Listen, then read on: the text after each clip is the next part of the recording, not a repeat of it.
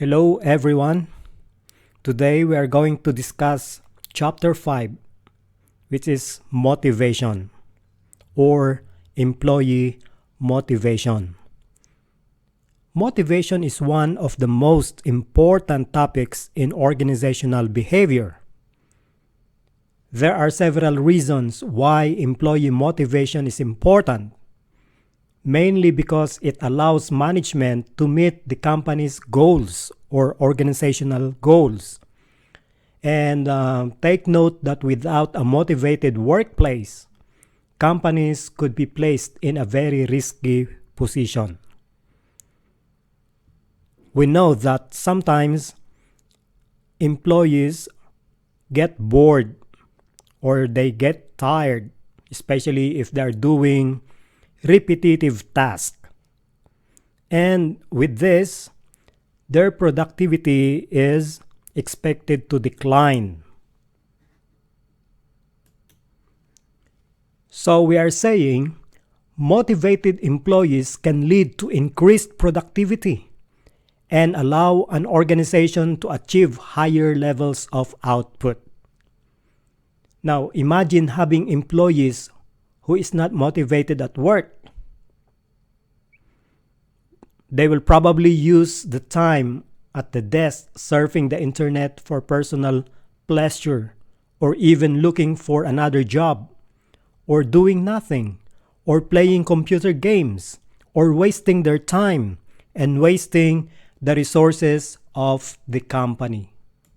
So we are saying here, employee motivation is highly important for every company due to the benefits that it brings to the company. And what are these benefits? First, it increases employee commitment. When employees are motivated to work, they will generally put their best effort in the tasks that are assigned to them. So they put their best effort on the tasks that are assigned to them. Also, it will improve employee satisfaction.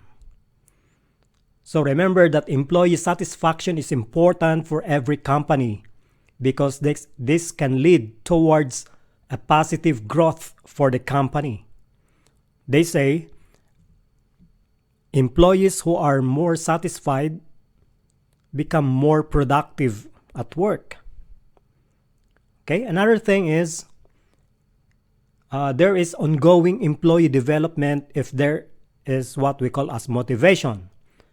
Because motivation can facilitate a worker reaching his personal goals and can facilitate the self-development of an individual. So once that worker meets some initial goals, they realize the clear link between effort and results. So take note, they can realize the clear link between effort and results, which will further motivate them to continue at higher level. And another important thing is the improved employee efficiency. An employee efficiency level is not only based on their abilities or qualifications. For the company to get the very best results, an employee needs to have a good balance between the ability to perform the task given and willingness to want to perform the task.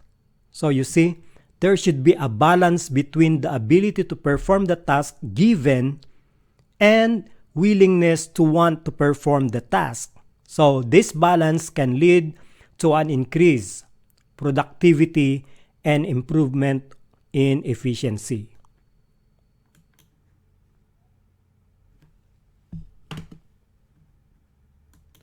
For this chapter, these are the following learning objectives.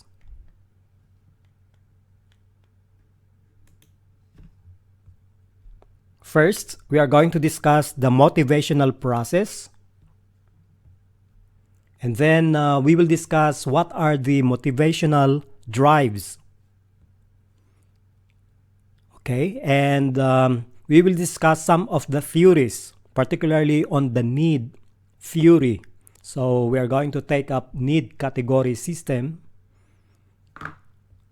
And then another theory, which is the goal setting theory. So now let us define motivation or work motivation. Okay, but before we are going to define motivation, okay, let's try to identify the 4 major indicators of employee motivation that are commonly monitored by employers. So these are the things that employers are monitoring to determine whether the employees are motivated or not motivated. So what are these 4 major indicators? Okay, so the first one is engagement. Second, we have commitment, then satisfaction and turnover. So what is engagement? So engagement is the degree or effort that is being exerted by employees, or the degree of enthusiasm or initiative. Okay, how much effort these employees are putting on their job. So this is about engagement. Okay, second, we have commitment.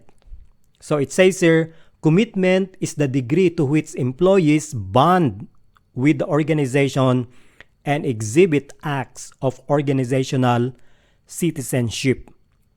So the first thing that you can see here is the bond. Okay, bond or link. How employees link themselves with the organization. Okay, are they showing that they really belong to the organization? Are they showing that they are part of the organization? Are they proud that they belong to the organization? So we call that as commitment. The third is satisfaction. So it says here, satisfaction is the reflection of the fulfillment of the psychological contract, the experience of meaningful tasks, and meet expectations at work. So that is what we call a satisfaction. Are these employees satisfied? Or are their expectations are met? So when their expectations are met, that means to say they are satisfied. But if their expectations are not met, so there is a possibility that these employees may not be satisfied in their job. So satisfaction is also an indicator of motivation. Because we said a while ago that motivation, okay, will enable employees to become satisfied, or it will also affect or it will increase the employee satisfaction. Now, the fourth is quite negative because it is not as positive as the first 3. So turnover is not a positive thing. What is really a turnover? So in our textbook, it is defined as the loss of valued employee that can be reduced by empowering employees. So in other words, the turnover is the frequency of coming in and moving out of these employees in the organization. So for example, 3 new employees are hired today, but after 1 month, so one by one, they are moving out, they are resigning from the job and looking for another one. So when they resign, another set of employees come in. It is just after 1 month. And then after several weeks, again, these employees move out of the organization and look for another job. So you see, the frequency or the how fast is the change in the number of employees, or the new employees coming in and employees going out of the organization. So we call that as turnover. Now, it shows motivation because if these employees are motivated or satisfied with their job, do you think they are going to resign immediately from their job? Maybe no. They will stay. So you see, all of these are interrelated. These four are interrelated. So if employees are engaged, meaning they are exerting their best, their highest effort in doing the job, it is because they are committed. It is because they feel they belong to the organization. And if they do this, we expect that their expectations about their job are being met. So they are satisfied with their job. And if they are satisfied with their job, there is lesser turnover. Or in other words, the turnover is very low or not at all.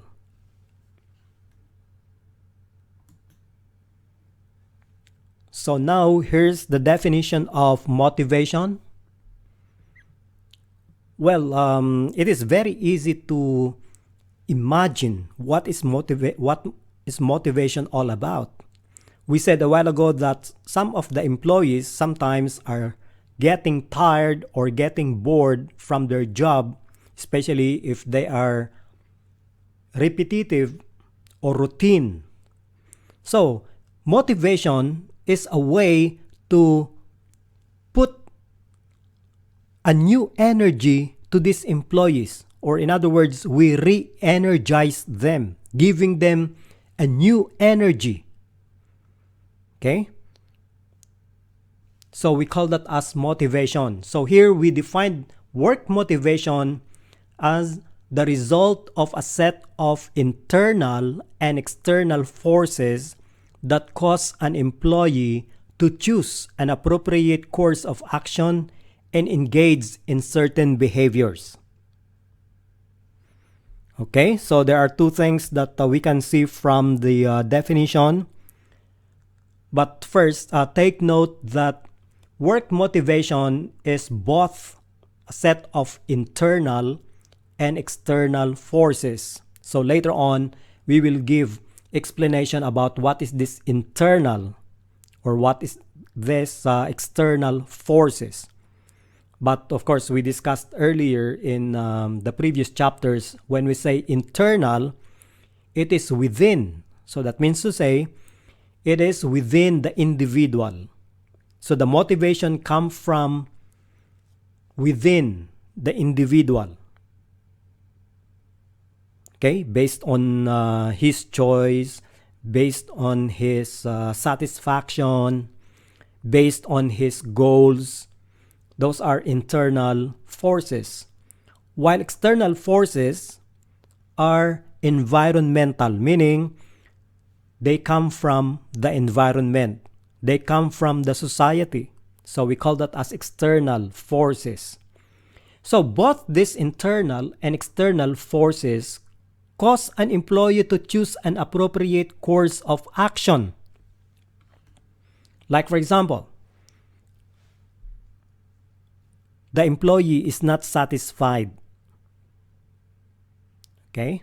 So maybe his salary is very low. He cannot buy some of the necessities. He cannot buy some of the things that he wanted to buy. Like for example, in a particular society, it is common that people have cars. Okay, now, because of this, that people, usually have cars there. It is commonly. So it is not common that you do not have a car. But this employee have low salary that he cannot buy a car. Okay? So what is this motivational force? Is it internal or is it external? So since the wanting to have a car is based on the standard of the society, well, that is environmental, so we call that as external force.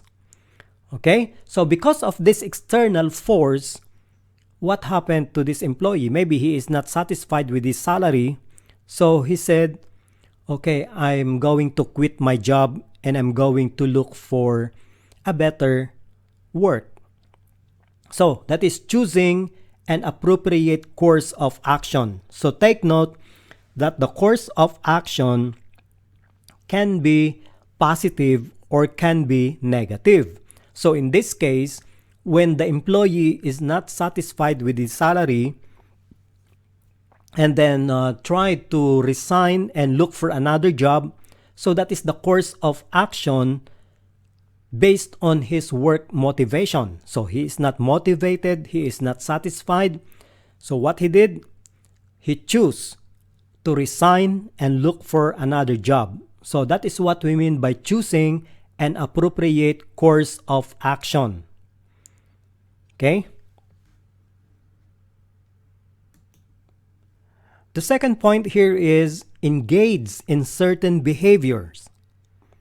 Okay? So again, behavior can be positive, it can also be negative. But work motivation can enable these employees, okay, to determine how they engage in certain behaviors. Like for example, in a workplace, okay, everyone is friendly, okay, the boss is also very good, he is supportive. So this employee is, okay, doing his all effort in doing his job. Okay? Now, how he engaged. Remember, we defined engagement a while ago. How much effort he is putting on his job. Or how much, because this is engaging in certain behavior, how much he is putting, okay, his effort in continuing to show this type of behavior. Okay, like for example, since he liked his workplace very much, so what happened? He do not have any absent, he do not have any late, and sometimes he is doing overtime, and he is very happy to do those things. Okay? So, why he is doing those things? He continually, for how many years, this employee is showing this type of behavior. Why he is showing this behavior for so long? It is because he is motivated. He is satisfied with his job. But for example, okay, during the first week maybe of your work in that company, you already noticed that people are not friendly. Okay, your boss is very strict. He is not considerate. He is not supporting you in your job. Okay, do you think you are going to continue doing good in the office? Maybe during the first week, okay, you come very early, you do not have any absences, but because you see the environmental factor, the external forces within your company is like that. So you are not happy about it, you are not satisfied. So are you going to continue to work hard in the company? Maybe no. So that is how much you engage in certain behaviors depend also on your motivation.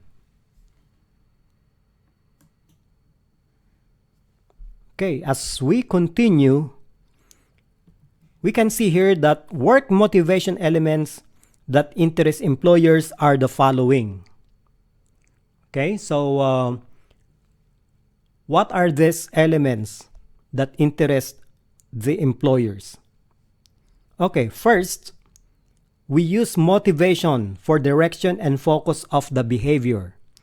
So managers or employers usually use motivation, okay, for direction and focus of the behavior. So that means to say, okay, because we said a while ago that the direction can be positive or negative. Okay, for example, this is the employee. Okay, and this is the positive aspect and this is the negative aspect. So when we say positive or negative aspect, so what are these? So some of the employees, they do the right thing. Like for example, they're always present and they do not have any tardiness, late. So they are moving towards the positive aspect or the positive side. But if the employee is always absent and always late and he is not doing productively in the office, so his direction is moving to the negative aspect. Now, considering that this employee, for example, is moving towards the negative aspect. Now, this concerns some employers or managers. Of course, nobody wants that your employees are going to the negative aspect or the negative side. So we want to change the direction and focus of the behavior of the employee. So what we're going to do? We use motivation. So we try to apply motivation to this employee so that instead of going to the negative side, we change his direction to the positive side. Because if we let the employee continue to go to the negative side, okay, that is also a loss to the company. Like for example, the employee is not getting productive anymore. Instead of becoming productive, he is losing productivity in the office by doing what we call as undesirable activities. Like for example, he is just sitting without doing anything. So we call that as a negative side. So we need to change the direction of the employee. As I said a while ago, we need to apply motivation so that instead this employee is going to the negative side, we change the direction to the positive side. So that is now what we call as direction and focus of the behavior. Now, considering that we change the direction and focus of the behavior of this employee, the next thing that we are going to look at is the level of effort. So, for example, even if this employee is moving towards the positive side, but for example, he is very slow, he is not exerting a lot of effort. So again, we use or we apply motivation so that the level of effort of this employee moving towards the positive side is going to be doubled. Meaning, we can use motivation so that his effort will be more. Okay? So instead of moving here, maybe 2 kilometers per minute, we can increase the level of effort. So instead of 2 meters per minute, he will become 10 meters per minute. So you understand what I mean? So we increase the level of effort. Okay? Even though this employee is now moving towards the positive side, but we need to increase his speed. So it is not only that he is moving very slow, but we can apply motivation so that, okay, he will move faster. He can even double or triple his movement towards the positive side. So that is what we call as level of the effort. Okay, and the third one is persistence of the behavior. Okay, sometimes, for example, this employee is moving there, but sometimes once he reaches this point, he might say, I'm tired already, so I will stop. Okay? So aside from increasing his speed to move towards the positive side, motivation can be used so that when the employee will stop here, we can say, okay, keep on moving. Keep on moving. So that is persistence of the behavior. So these are the three elements that interest employers. First, we can change the direction of the direction and focus of the behavior of the employee. So instead of moving to the negative side, we can redirect. We can change the direction of this employee to the other side, to the positive side, by using motivation. Okay, like for example, we can say, if you will not have any absences and lates this month, maybe we can give you a 2-day vacation. Okay, so who do not want vacation, for example? So maybe because of that motivation, he's not going to have absences and lates anymore. So we change the direction of this employee. Okay. Secondly, we can use motivation to increase the level of the effort. Okay. So we can say to the employee, so if your performance is very good all throughout the year, we can give you bonus or we can promote you. So what this employee is going to do, because of that motivation, maybe he is going to double or he can triple his effort. Okay. Now the third one is, so when the employee will say, oh, I'm tired already of doing this, maybe I need to stop for a while. But because of motivation, maybe because of the promotion or other benefits, even if this employee is already tired or he is already bored in doing the task, he will still continue. So persistence of the behavior means he is going to continue even though he is tired or bored already. So he is going to persist. He will continue to do the task. So it is not only to change the direction, it is not only to increase the level of effort, but also the persistence to keep him going.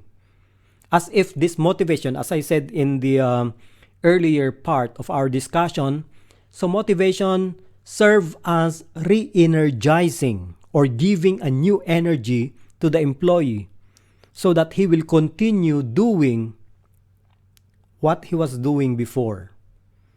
Okay, so these are the elements of motivation that interests employers. Now, let's look at the factors that demotivate employees. So this is the opposite of motivation. So what are the things that demotivate the employees? Okay, let's look at this so that later on, if you will become managers or employers, we can avoid these things that will demotivate the employees. Okay, first is tolerating poor performance. Tolerating, meaning we don't care whether this person is doing good or not doing good. And if we have employees with poor performance, we don't care. We don't say anything. So we tolerate. That means to say we are tolerating the poor performance of the employees. So what does it mean? Why it is a demotivator to the employee? Because instead the employee will improve his performance, he will say, okay, I don't care if I'm going to do better, because the employer or the manager doesn't care about my performance. So why I should improve my performance? So what is happening? He is demotivated already. Okay? He will say, it's good not to perform well, because anyway, they are not looking at our performance. So that is tolerating poor performance. So most of the employees may not improve their performance because the management or the managers do not look at the performance of these employees. So even if they see that this employee is having poor performance, I doesn't care, something like that. Okay, second factor is leveling unjustified criticism at employees. Okay, so this is unjustified criticism. You are criticizing employees but without basis. Okay, you will, like for example, telling them, okay, you do not know anything about your job. You are insulting them. You are criticizing these employees. So with these criticisms, especially if they are unjustified, meaning you cannot provide a proof why you are saying this to them. So you are telling them their performance is not good, but you cannot show them why their performance is not good. So we call that as unjustified criticism at employees. So if that is the case, so the employees will say, oh, I exerted my best. I did my best in doing this job. But still, the manager is telling me I did not perform very well or my performance is very poor. So what will happen next time? He is not going to do his best anymore. Right? Okay, that is number 2. And then, not providing clear expectations. So usually, when we give tasks to our employees, we need to clarify or we need to give them clear expectations. What do you expect from this task? What should be the output? So what will happen if you just give tasks? Like for example, okay, type this report or prepare this report, and that's it. You did not specify, okay, what are you going to do? What's the format? And so on and so forth. So what do you expect? Because there's no expectation given by employers or managers. The employees do not know what really is he going to do. Is he just going to type the report? No expectations. So he is not motivated to make it better. Because in the first place, there's no expectations. So the manager just said, type the report and that's it. Nothing else. Okay, that is number 3. Then, number 4 is making false promises of incentives. I remember one manager is always telling, okay, next month I will give you higher salary. Okay, always like that one. Every month he is always telling his employees that he is going to give increases in their salaries. But 2 years passed and the promise was not, there's no promise that there's no increase in the salary at all. He did not fulfill his promises. So, if you are the employee and your boss is always telling you promises, but he is not fulfilling his promises, now what will happen? Are you still motivated to work better or to perform better? Maybe no, because, 2 years now, and he's still making his promises and nothing from his promises has been fulfilled. So that will not motivate employees. Okay, number 5. Usually we can see this in many offices. Showing favoritism. Now, in the organization, even if the other employee is manager's cousin or the manager's relative, still, you need to be fair in the office. Don't show favoritism. Because if you are showing favoritism to other employees, what will happen to the other employees? They will see that oh, why he is favoring those people, why I am not included. So these people will say, why should I do better in my job if I am not favored? If there are people being favored by the manager. So that will not motivate employees.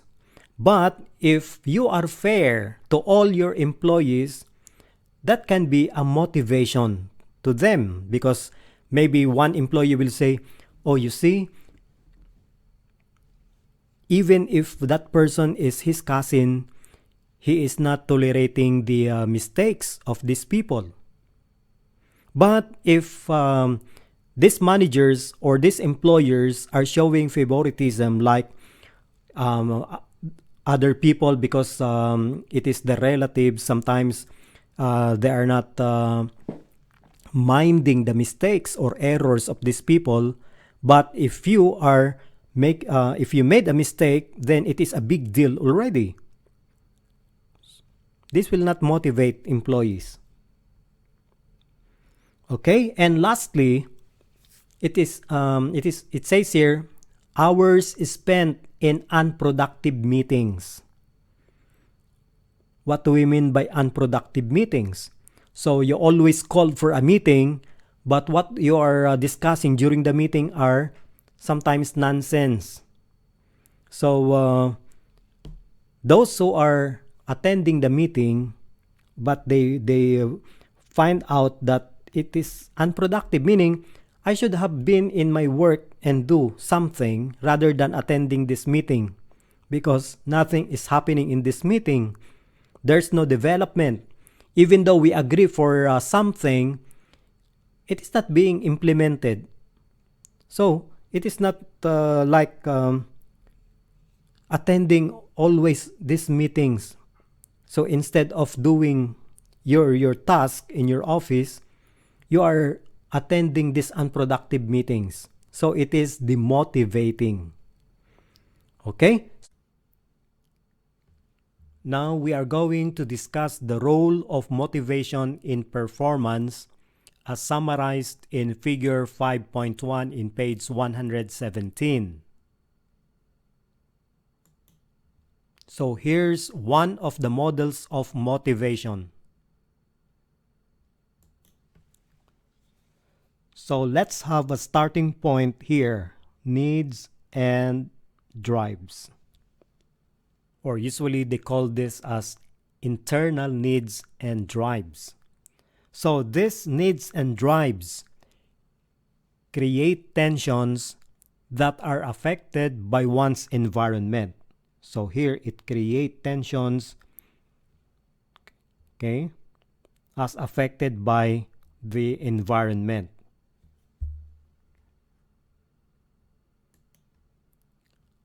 To illustrate, say it is already 11 o'clock in the evening and you are already inside your bedroom. But suddenly you feel hungry. So that is a need. So you need food. But because of your environment, because you are inside your bedroom, and normally we do not have food inside the bedroom. So what will happen? So you need to move somewhere. You need to go outside your room, okay? And maybe you are going to search for food in your kitchen. So that is now what we call as tension.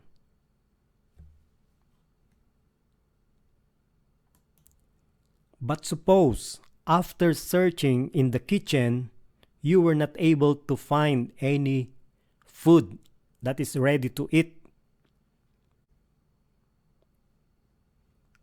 But you need to satisfy your needs. So the satisfaction of your needs depends on the performance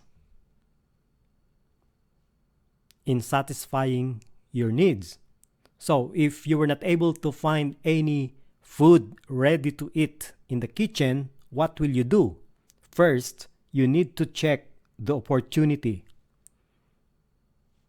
Okay, you will ask, are there still stores open this time? It is 11 o'clock. And since some of the food stores close at maybe 2 o'clock in the morning, so there is still opportunity.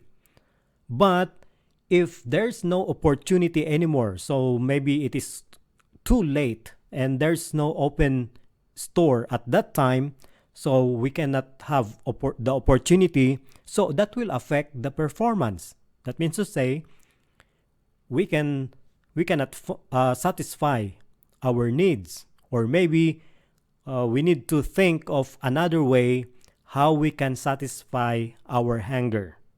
So, for example, there is opportunity, as well as you need to check your goals and incentives, like if you are going out of your house and drive some kilometers away, maybe you can find an open store and you can buy some food to eat. So that is the goal and incentives. So with this, you need to exert effort. So maybe you are going to drive some kilometers away from your house. So we call that as effort. Effort to find an open store. That depends if there is an opportunity, and you have what we call as goals and incentives. Okay, so in our text it says results occur when motivated employees have the opportunity to perform and the resources to do so. So opportunity is very important there, because without the opportunity, even though you are going to exert your effort, so it will affect the performance. And also the presence of goals and the awareness of incentives to satisfy one's needs.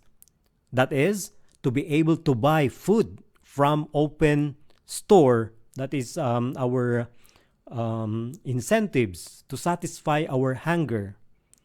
There are also powerful motivational factors leading to the release of effort, or we call that as motivation.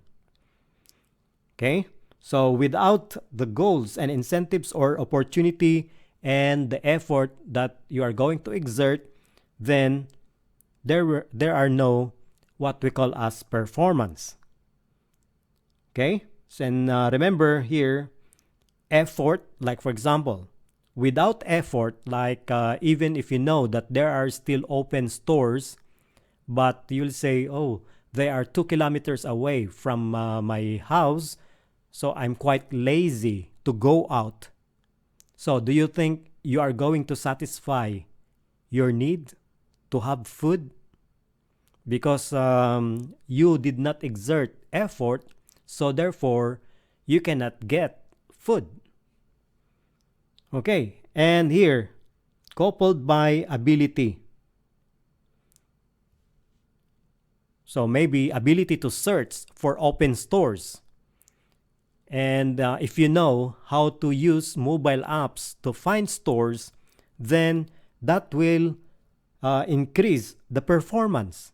So you are willing to go maybe 2 kilometers away from your house to search for the store, and you have the ability to use mobile apps to find these open stores, then that will affect the performance.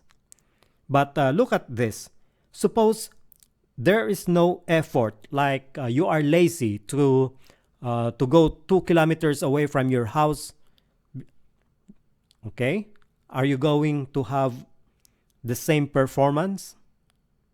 So maybe no, because instead of going out, you are quite lazy to go out, so just remain in the house. Can you have satisfaction of your needs? Maybe no, because you were not able to get food, or you were not able to search open stores where to buy food. Also, even if there is effort but there is no ability, like for example, even if you are willing to go 2 kilometers away to search for open stores where to buy food. But if you are you do not have the ability to search, like you do not know how to use mobile apps to find open stores open during that time, then still it will affect the performance. Maybe you are willing to search, but it will take you some time to be able to search. It is not like if you have the effort, okay, you are willing to search maybe even 2 kilometers away, and you have the ability, okay, you know how to use mobile apps to find open stores, then that will have a greater performance. And remember, greater performance will get higher rewards. So you will be rewarded. Okay, what is the reward? Like you can be able to find open stores, and then you can buy foods. So after buying foods, that will satisfy your needs. Okay? So you see the relationship of this. So that will satisfy your needs.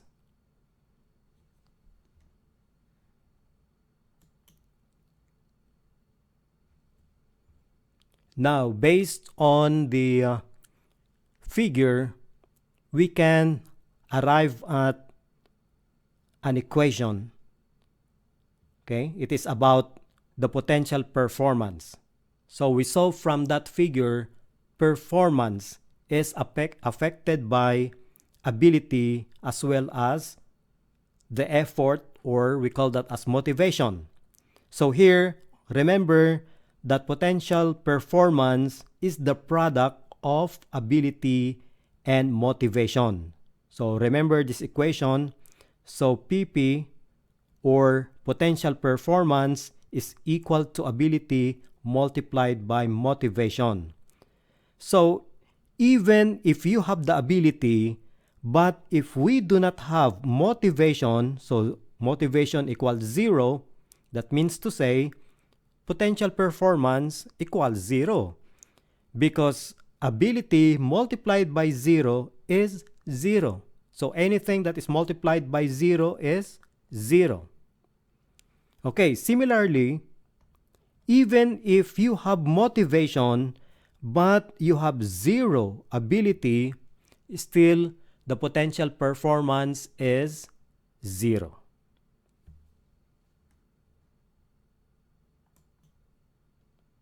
Now let's classify the different workers based on motivation. So the first classification of workers is the high energy workers. So remember, we discussed earlier that motivation is just like something that will energize the workers. So it gives the workers new energy. Okay, so the first classification of workers, we have high energy workers. These are employees who are alert, spirited, and enthusiastic. Okay, usually these workers feel vitalized, meaning they are alive. Okay, from the word vital means life. They are full of life. So this is the feeling of high energy workers. They are alive or full of life, and they are eager to act. Okay? They are ready to act.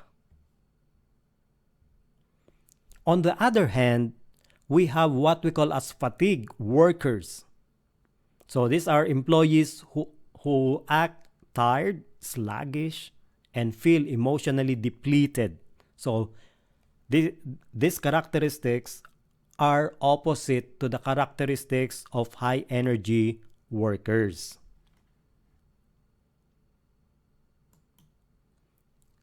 In the workplace, we cannot avoid that there are fatigue workers. Now the question is how we are going to energize these fatigue workers. okay, to bring back their energy, or in other words, to motivate them. So, the following are personal strategies for energy management. So, the first one is learning. Learning is about acquiring new information or skills.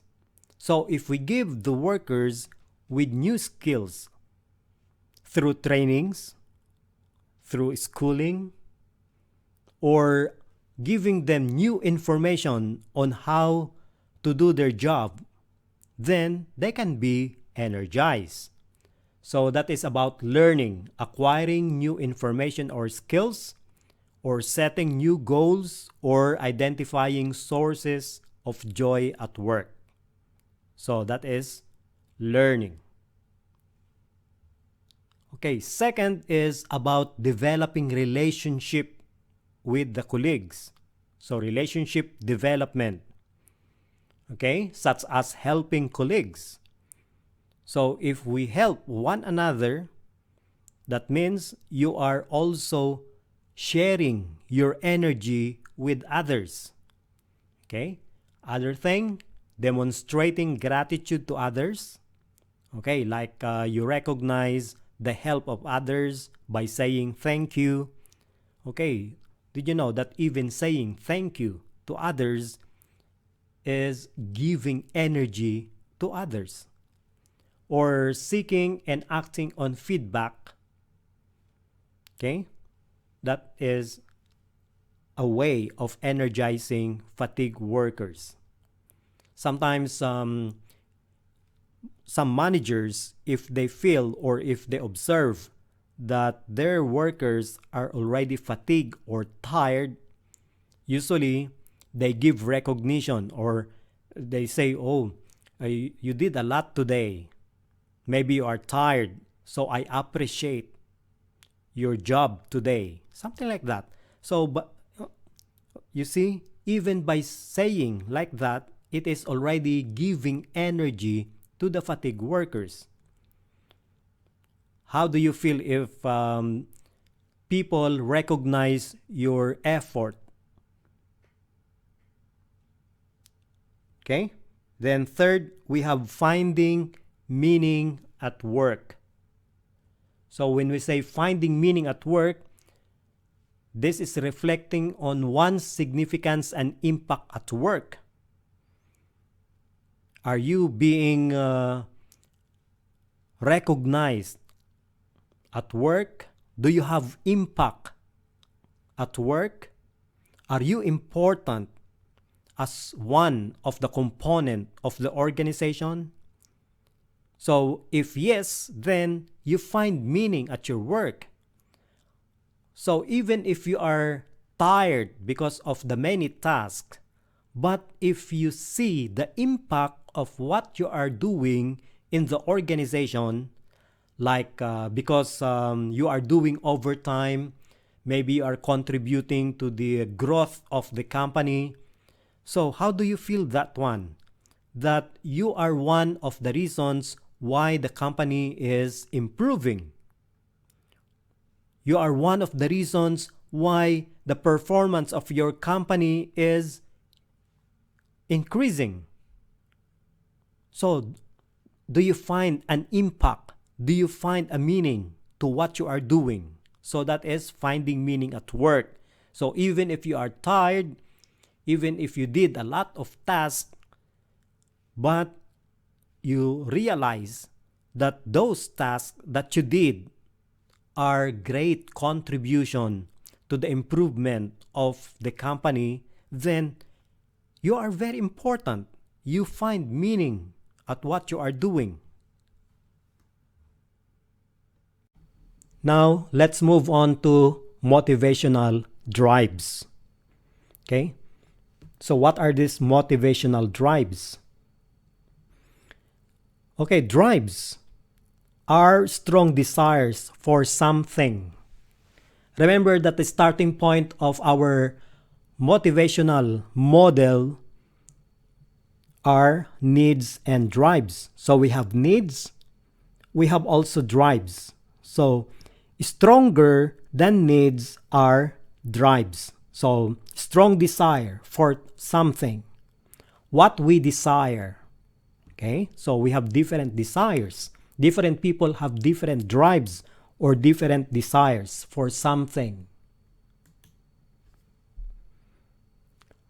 Okay, so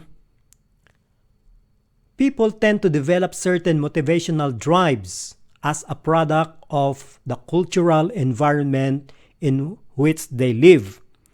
So usually, because needs are, all of us have needs. So that is inborn. When you were born, you have already needs. But drives are different. So they are product of cultural environment where you live.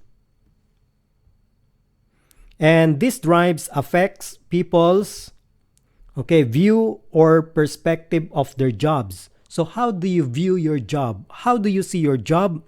Depending on your drives. Okay? If you, some people, they like monetary rewards.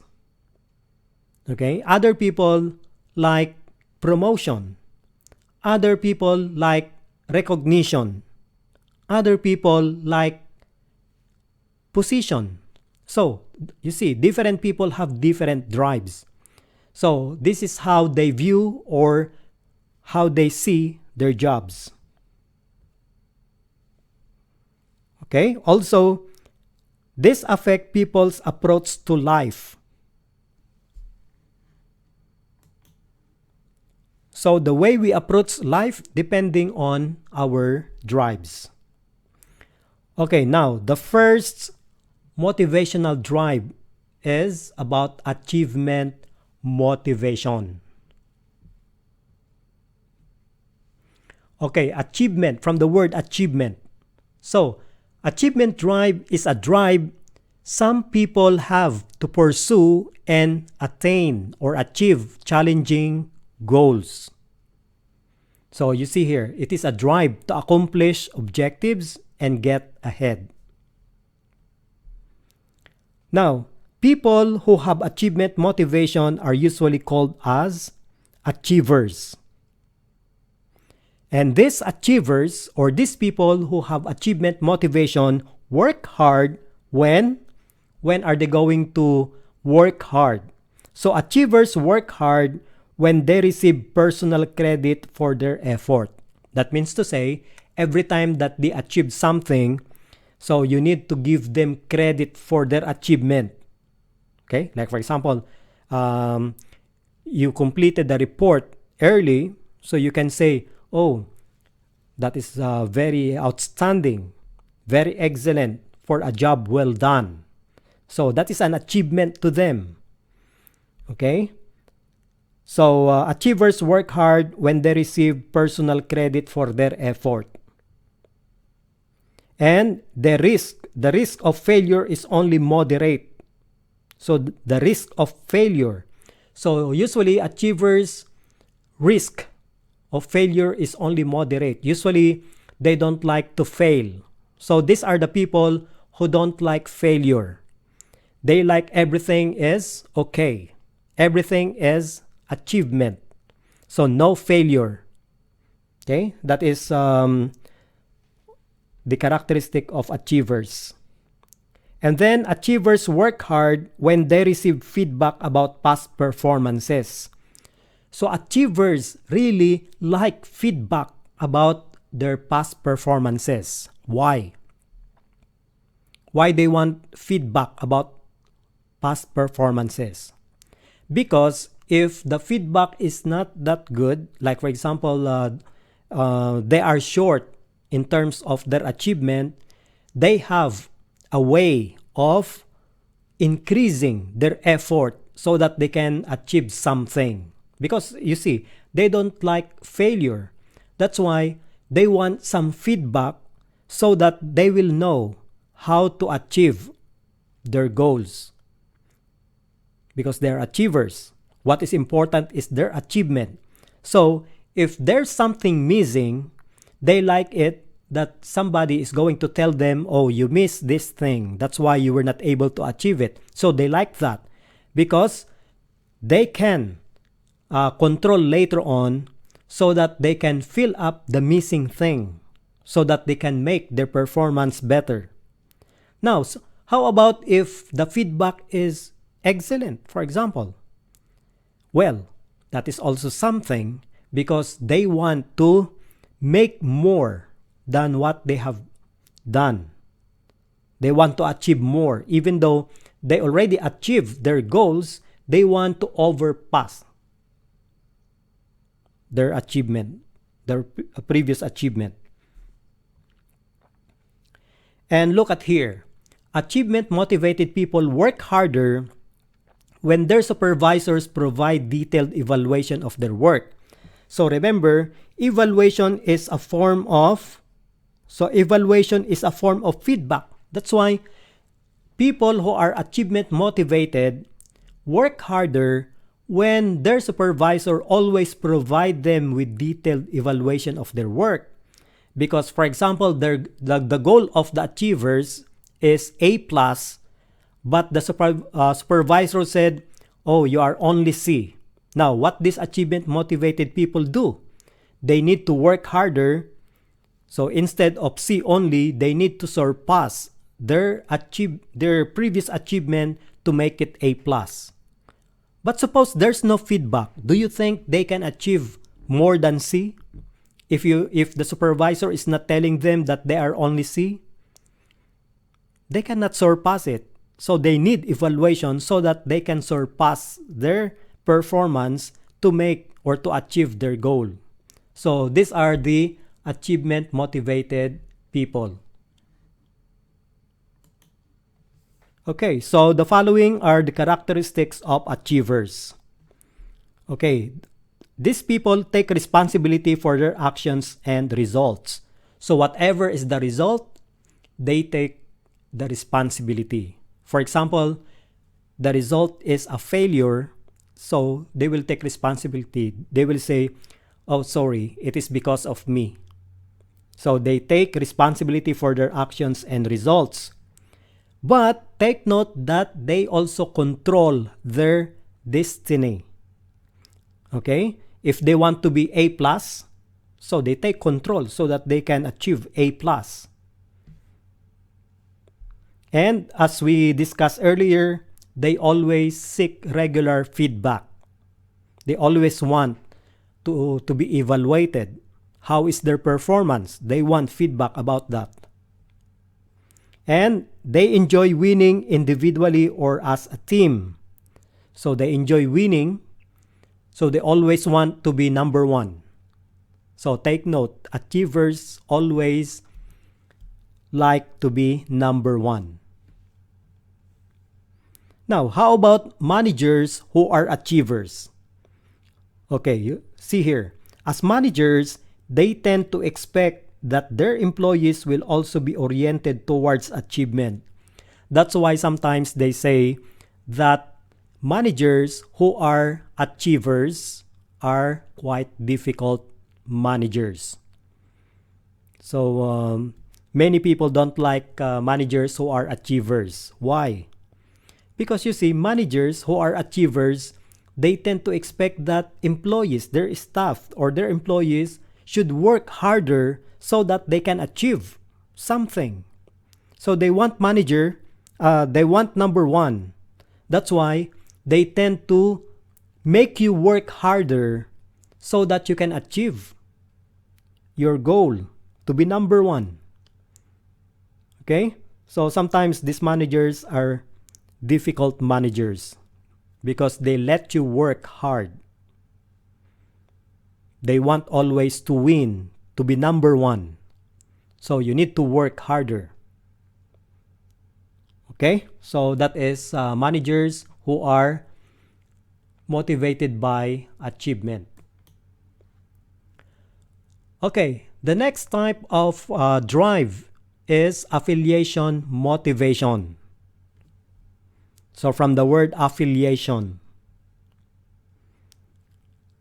Okay, this drive relate to people on social basis.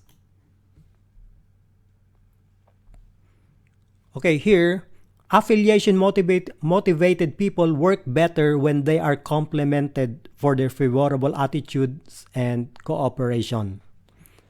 So, compared to achievement motivated people, so affiliation motivated people work better when they are complemented for their favorable attitudes and cooperation. So, if people would recognize them with regards to their work, okay, and favorable attitudes and cooperation, if people like them. So in other words, if more people would like them, they will work better. Compared to achievement motivated people work better if they achieve more, if they have a lot of achievements. But for affiliation motivated people, they work better when other people complement them for their attitudes and cooperation. That means to say, the more friends they have, the more that they are going to work better. Okay, remember, that is affiliation, more about friendship.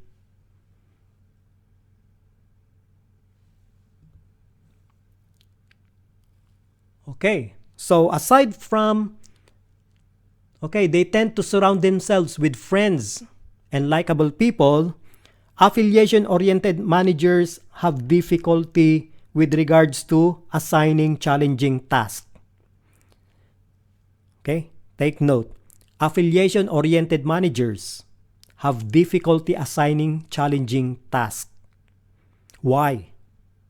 Remember that affiliation-motivated people likes friends. They like to have more friends. That's why most of the people in their maybe in their department or in their section are their friends. Therefore, these managers cannot give challenging tasks or difficult tasks to their friends. Because if they are going to do that, maybe these people will hate them, will hate these managers, and these managers don't like people to hate them. They like that people always are their friends. So sometimes it is difficult for these managers to assign difficult tasks to their staff. And even directing work activities. So for example, one staff made a mistake. Sometimes it is difficult for this manager to tell these people about their mistakes and how to correct them, because it will destroy their friendship, and they don't like if they do not have friends. They like many friends, remember. Also, monitoring work effectiveness. Usually, affiliation-oriented managers are the managers who don't like to monitor their staff. Okay? As if they trust their staff.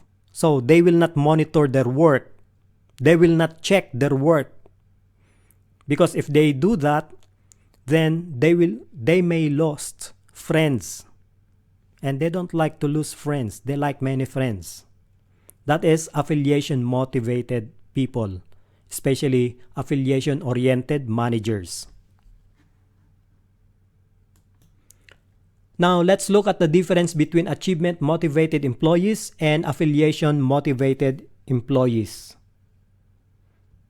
So we have here achievement-motivated employees and affiliation-motivated employees. So as a summary of these two motivational drives. So under achievement-motivated employees, it says here, they work better when supervisors provide detailed evaluations. So when are these people going to work better? If their supervisors give them detailed evaluations of their performance. Okay, while affiliation-motivated employees, they work better when they receive recognition. So you see the difference between achievement and affiliation. Achievement work better when supervisors give them feedback about their performance, while affiliation motivated employees, they like recognition for their work. Okay. Secondly, for achievement motivated employees, they choose technically capable assistants. Take note, they choose technically capable assistants. Why? Why they choose? Because they like that their team is composed of capable people. Why capable people? People with abilities, people with knowledge. Those are the people they like to be in their team. Why? Because they like achievement. For them, they cannot achieve if there are people who are not good, who are not capable, who have no knowledge, something like that. So they cannot achieve something. That's why they choose people with technically capable capabilities. Okay, while affiliation motivated employees, they surround themselves with friends and likable people. Okay, remember, they are affiliation motivated employees, so they like friends and likable people.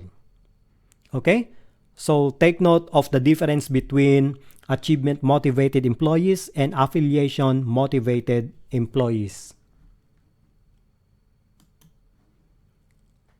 Now let's proceed to the third motivational drive, which is called power motivation. Now, what about power motivation? So take note that power motivation is a drive to influence people, take control, and change situations. So remember, power is used to control others. So this is a drive to control others, to influence other people, and change situation. So we call that as power. Okay.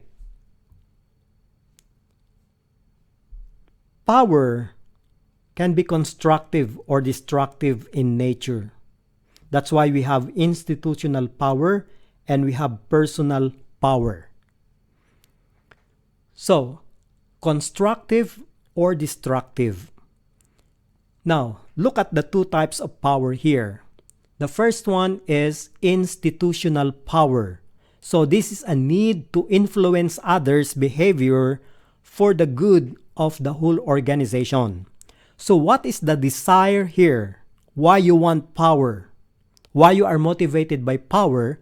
So your desire here is to control others' behavior.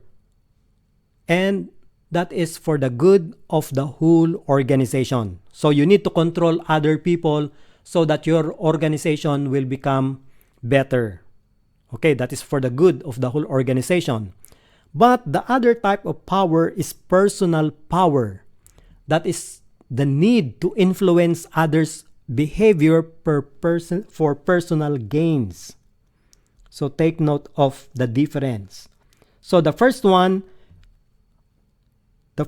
we use power, okay, to change the whole organization, to make the whole organization better.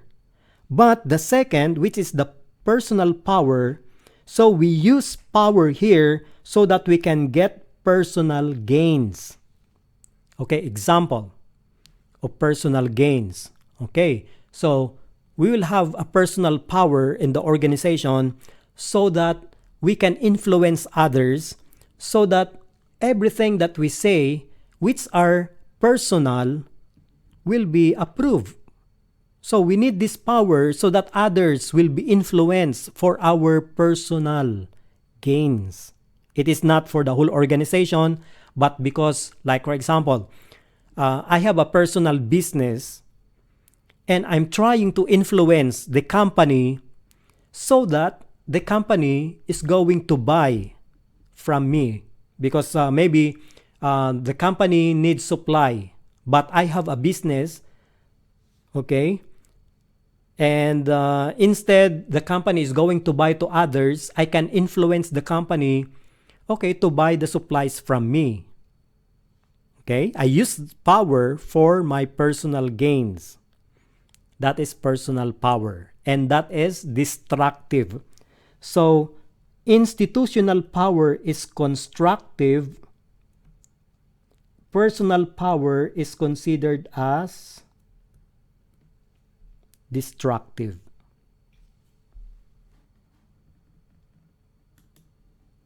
Okay, so these are the three major motivational drives. So we have achievement motivation, we have affiliation motivation, and we have power motivation. So now let's look at the managerial application of the drives. How managers will use these motivational drives in conducting their functions. Okay, number one, to observe employees' behavior to determine what they will respond to. So managers can use these types of drives to observe employees' behavior so they can determine, okay, what this employee will respond to. Is he going to respond to power, motivation, or to affiliation, or to achievement? So that you will know what motivation you are going to apply to these employees. Remember, different employees have different motivational drives. So managers need to know their motivational drives so that they can apply, so that managers can apply later on what motivation is applicable to these employees. Okay?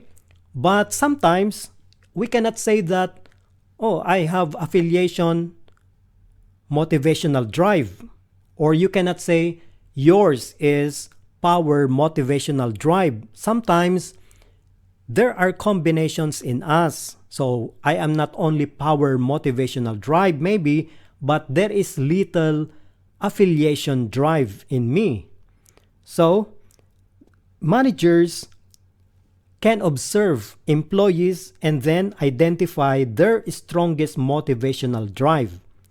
So because sometimes it is very difficult to determine these motivational drives in the employees, but by observing, maybe managers can identify the strongest motivational drive in them. Okay, thirdly, managers use this drive or apply these drives to communicate to its particular employee's needs. Okay, sometimes managers need to address the needs of their employees. And what needs are you going to give to a particular employee? So sometimes it is based on their motivational drives. Now let's talk about human needs.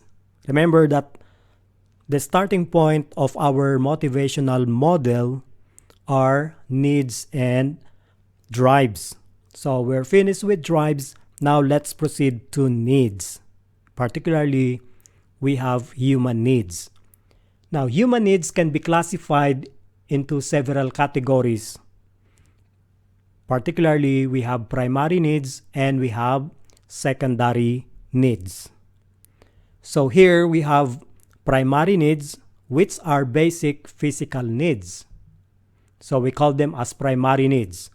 So the physical needs include food, water, sleep, air, and anything that make us live. That means to say, without satisfying these needs, then there is a possibility that we stop to live. Okay? So, these primary needs are characterized by, first, it is universal. That means to say, everyone has primary needs. We have common primary needs. So nobody can say he doesn't have any primary need.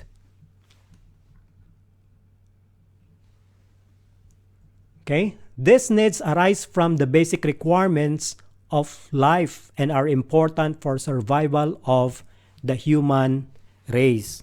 So they are universal. That means to say, if everyone wants to live, then we have these primary needs. And these primary needs, although they are universal, that means to say every one of us has common needs. These primary needs vary in intensity from person to person. Like for example, Ali needs sleep. Ahmed also needs sleep. But maybe Ali needs more. He wants 8 hours of sleep per day. But Ahmed, maybe he can have only 4 hours sleep. So you see, the intensity differ from person to person. And sometimes these primary needs are conditioned by social practice. Okay, like for example, water. Okay, maybe some part of the world, okay, because of their social practice, they need a lot of water per day. So they need to drink like more than 8 glasses of water per day. But there are places with little water, so maybe they need only 2 glasses of water a day. Okay? So that is already what we call a social practice. Well, it depends also on the type and conditions of the place. But usually, our primary needs are conditioned by social practice. Although all of us has all these needs, primary needs, but sometimes they are conditioned by social practice. Well, shelter or housing is now considered as primary needs. So we need to be sheltered so that we are going to be protected from environmental hazards. But take note that maybe in some part of the village, look at the type of the houses there. So maybe it is only made of mud. But in some part, it is made up of concrete, and it is from 2-story to 3-story tall of buildings. So sometimes it is conditioned by social practice. Now, the second type of human needs is called secondary needs. And these are considered as social and psychological needs. And these secondary needs are developed as people mature. So when you were young, maybe you don't need a car. But as you grow up, maybe you can say, I need a car. When you were young, you don't need mobile phones. But as you grow up, you need these mobile phones already. And take note that even the type or model of mobile phones change as you grow up. Maybe when you were like 10 years old, so it is okay to have a mobile phone that is only a keypad. But now you are grown up, maybe you need smartphone already. Or maybe when you were young, you don't need transportation, you don't need a car. But when you were like 15 years old, that's the time that you like a car. So you see, as you mature, you develop these needs. And you see, even the brand of these things, for example, the car. So when you were 15 years old, so it is okay just to have this car. But now you are grown up, so you need a better car. So secondary needs are developed as people mature.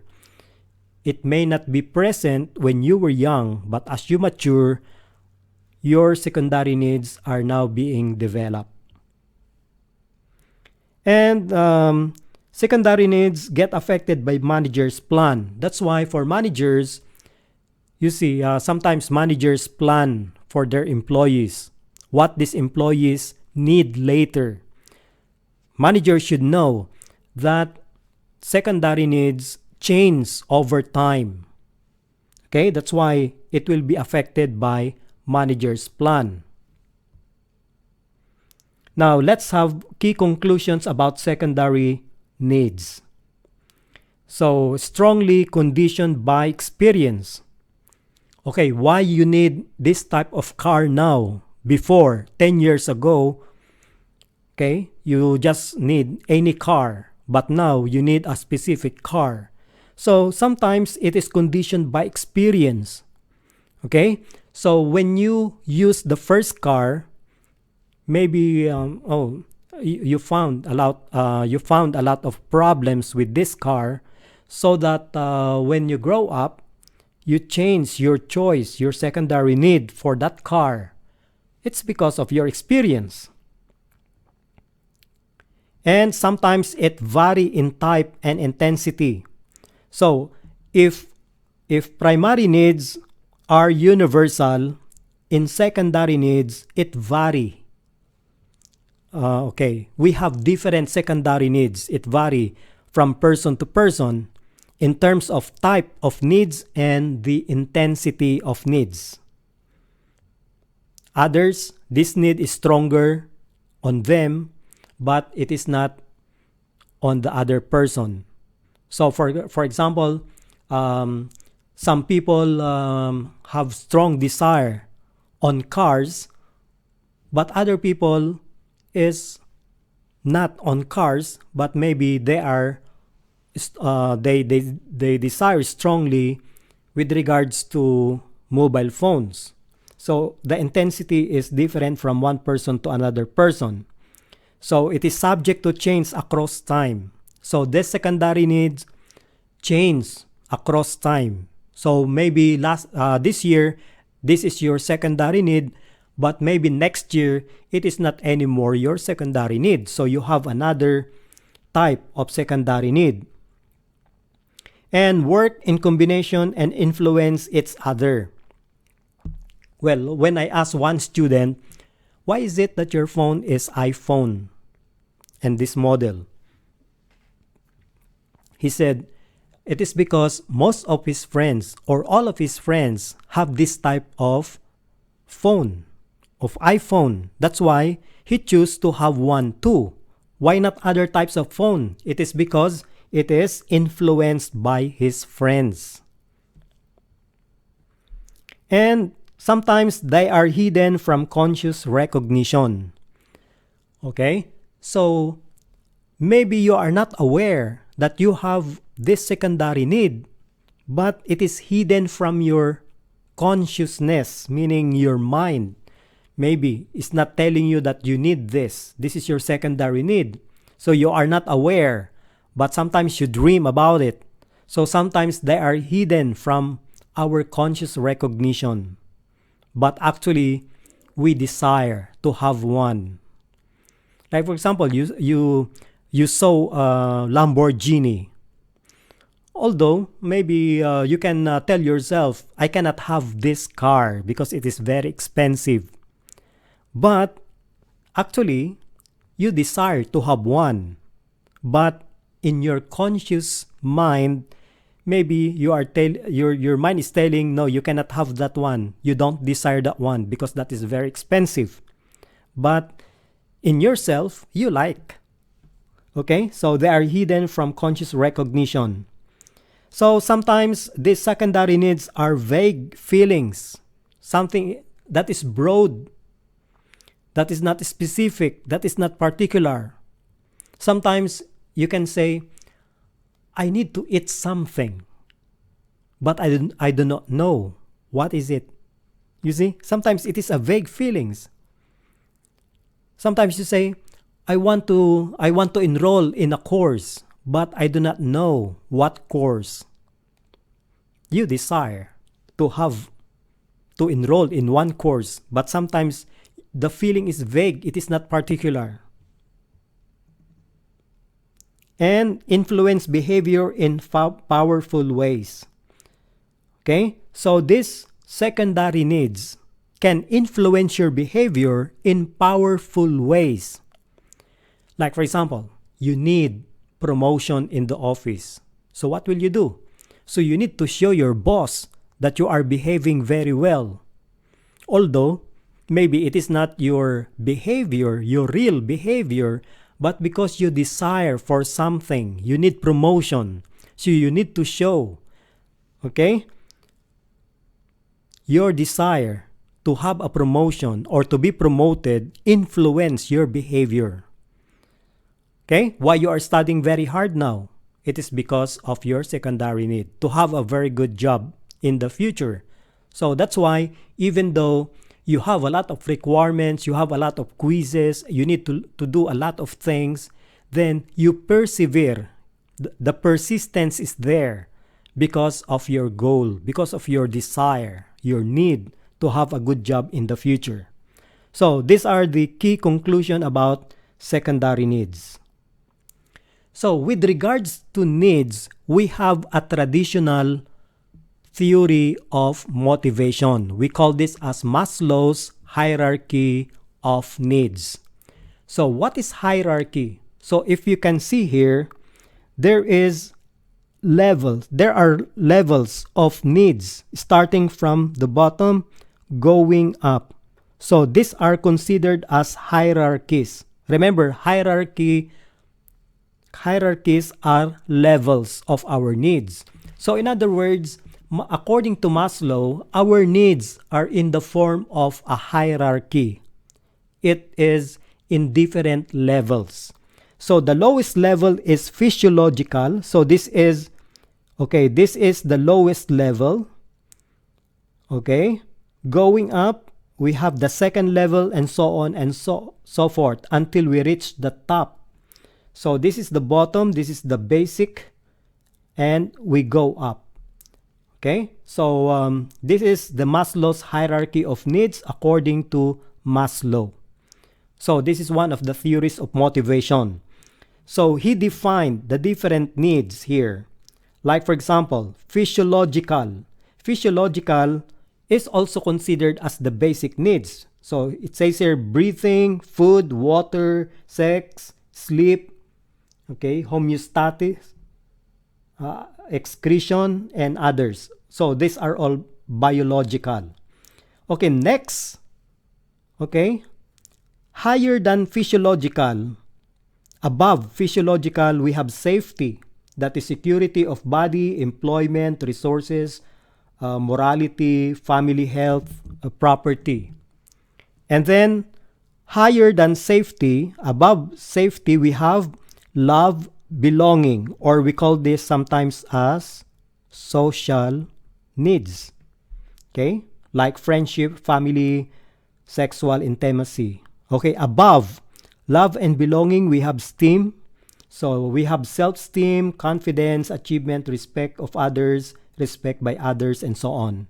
And then we have the highest hierarchy of needs called actualization or self-actualization. So we have morality, creativity, and others. Okay? So Maslow says that we need to reach the top. Okay? So we start from the bottom, from the first level, and then we are trying to move up. Our needs are becoming more complex as it became higher and higher in terms of hierarchy. Now, according to Maslow, human needs are not of equal strength. That's why they are in hierarchy. And they emerge in a predictable but rather fluid sequence. Fluid meaning it is just like water flowing up. So, this theory of needs or the Maslow's hierarchy of needs identifies and focuses attention on the first level. Okay, so we classify this hierarchy of needs according to order or hierarchy. So we have lower order needs and we have higher order needs. So the first and second level needs are considered as lower order needs. So in the hierarchy, the first and the second level are considered as lower order needs. So these two.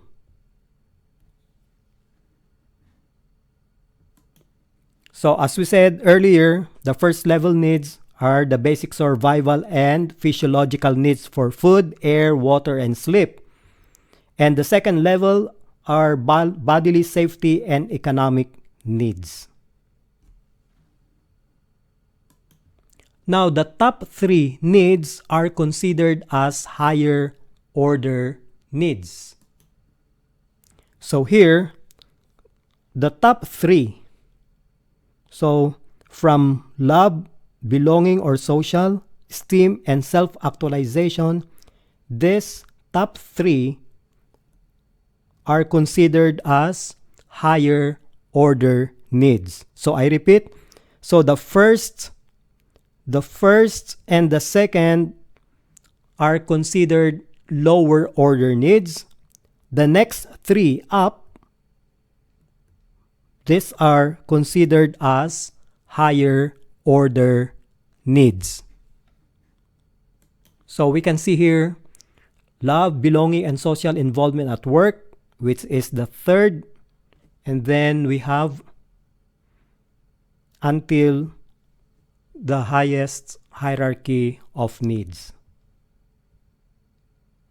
So we have esteem and status, the fourth one. And the last one is the self-actualization.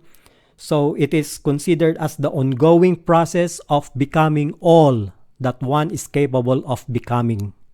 So that means to say, when you have reached the top, the self-actualization, you have already got, the process of becoming all that one is capable of becoming. We call that as self-actualization. Now, here are some interpretations of Maslow's hierarchy of needs. So first, people have a variety of needs they wish to satisfy. That means to say, although we have common primary needs, that is universal, but actually, after primary needs, we have different needs already. Different people have different needs. So we have variety of needs they wish to satisfy. So we want to satisfy these needs. And all need levels are often partially satisfied. So if you look at the list of different needs in each level, it does not mean that we need to satisfy all these needs. Sometimes we can only partly satisfy these needs, or sometimes we cannot actually satisfy these needs. And third, we have gratified needs are not as strong motivating as unmet needs. So, what do we mean by gratified needs? Gratified needs are needs that are already satisfied. Unmet needs are needs that are not yet satisfied. So, what it says here is that unmet needs or needs that are not yet satisfied are stronger in motivating a person than the needs that are already satisfied.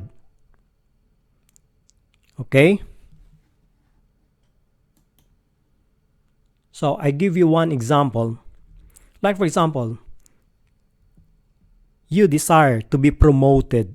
That's why that desire is the one motivating you to work harder so that you will get that promotion. But after you get that promotion, sometimes it is not anymore a motivator. So it doesn't motivate you anymore because that desire has been satisfied already. So it is not satisfying, or it is not motivating anymore because you got it already. That's why they say when you were not yet promoted, you did not get yet your desire, your need. So you keep on working very hard because you see, you have not taken yet that promotion. So it is still motivating you. Okay, so that is the interpretation of Maslow's hierarchy of needs. So in using this theory of motivation, according to Maslow, managers must identify and accept employee needs. So managers should consider identifying and accepting employee needs. Well, the purpose is making or energizing the employees so that they continue working and becoming more productive. That's why managers should identify their needs, employee needs, because different employees have different needs. And realize that needs may differ among employees. So that was what I was talking about. So different employees have different needs and it differ from one another. Now, the limitations of the theory of hierarchy of needs. So sometimes it is difficult to study and not fully verified. Well, this is already an old theory, actually. And most organizations seldom use the hierarchy of needs. But still, they say this theory is still quite relevant. But we have a lot of theories now. We call them as contemporary theories. One of the difficulties of the Maslow's hierarchy of needs is that it is not verified by research. And number two, providing opportunities for self-actualization to all employees is difficult. So it is proven that sometimes it is very difficult to provide self-actualization to all employees, considering that these employees have different needs. Even reaching the highest hierarchy, which is self-actualization, sometimes it is not that easy. And the 5 need levels have not been established as unique. Sometimes one need is connected to the other level of needs. So it is not unique to that level only. So you cannot say that sometimes, okay, it is important that you need to have like job security. So if to have job security, you should meet all the physiological needs, the first level need. Okay? But you see here, it says the 5 need levels have not been established as unique. They are interconnected. That means to say, in order to go to the higher level of needs, you need to accomplish or you need to satisfy first the lower need. Okay, so we see here. So these needs, these levels of needs are not considered as unique. So in order to achieve STEAM, for example, this part. So in order to achieve this part, you need to satisfy first the lower. You need to satisfy first the lower need to achieve that one because they link to one another. Like for example here, how can you have like health? It is in safety. How can you have health if you have not satisfied food, water, sleep, something like that? So how can you get that health without fulfilling or satisfying first these things. So you see the linkage between the different levels of needs.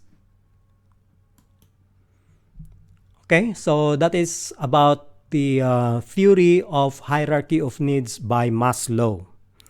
So the next theory that we are going to discuss is one of the contemporary theories of motivation. So before we go there, because we call that as goal setting. Now let's look at what is a goal. Okay, so what is a goal? Goal can be targets and objectives for future performance. That's why they ask you, what is your goal in life? So sometimes you say, I want to have a big house. I want to have a very luxurious car. I want to have a wife. Wife or wives? Okay, so targets and objectives for future performance. Goals also help focus employees' attention.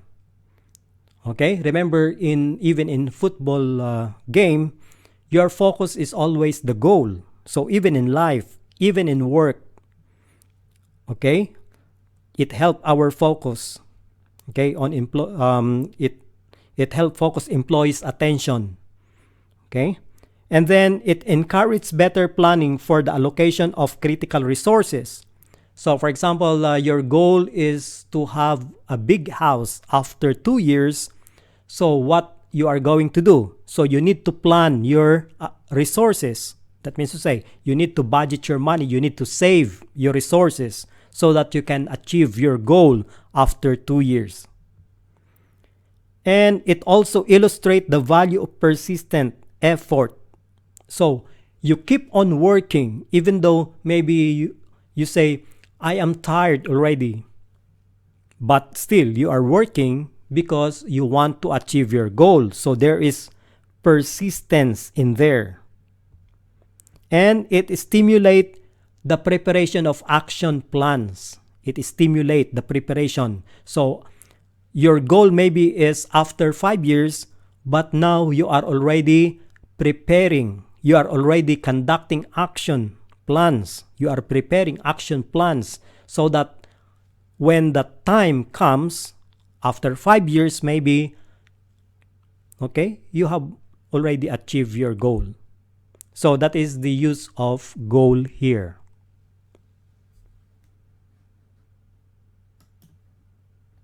So now we have a theory called goal setting theory.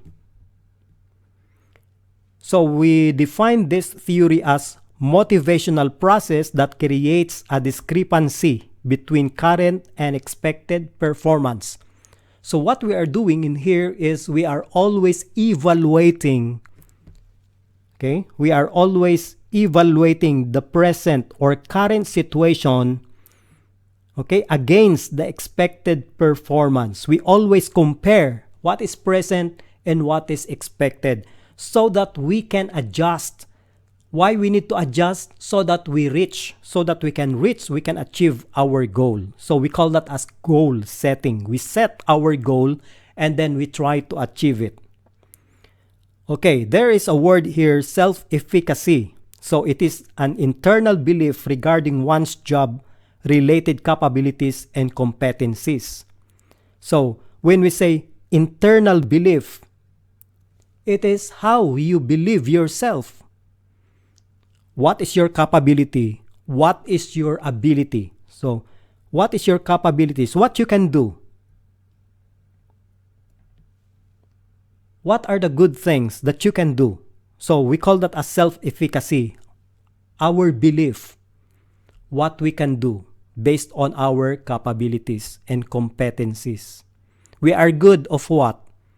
Something like that, okay? That is what we believe. Take note that self-efficacy means it is you. How you believe. What you believe about yourself. Okay, so It is judged on specific tasks or across a variety of performance duties. Like for example, if your boss will give you some task, so how do you believe about your capabilities or competencies? Can you do the task?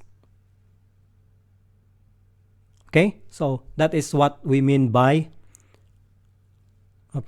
this specific task across a variety of performance duties. Okay, we have figure 5.7. These are the tips for building employee self-efficacy. How we are going to build our self-efficacy. Okay, we have 10 here. So 1, don't imply that employees are incompetent. So don't say that employees are incompetent.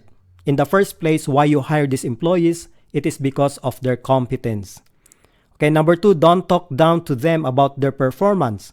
So do not say your performance is poor. Maybe you can say, maybe next time you need to improve your performance, but you cannot just tell them, oh, your performance is poor. Okay, number 3, don't find petty faults with their results. Okay, small, sometimes we forgive small errors. Petty means small. Okay, don't find small faults with the results. Sometimes there are managers that try to look very small mistakes in the output of their staff. So don't do that. Number 4, don't criticize their work in front of their peers. So if you want to show mistakes in their outputs, in their performance, then don't let other people hear those things. So don't do that in front of other people. Okay, number 5, don't belittle the importance of their jobs or task. Okay, so don't say, oh, it is just a small thing. Don't belittle. Don't make it very small. Okay, don't insult that it is very small. Number 6, do praise them for their appropriate efforts, especially their products. So praise, give praise. Like for example, oh, excellent, oh, very good, something like that. Number 7, do ask for their inputs and suggestions. Okay, this is very important. Even though you are higher than them, even though you are their supervisor, you are their managers, sometimes we need to ask them, what is your suggestion? What inputs you can give? Number 8, do listen carefully to their ideas for improvements.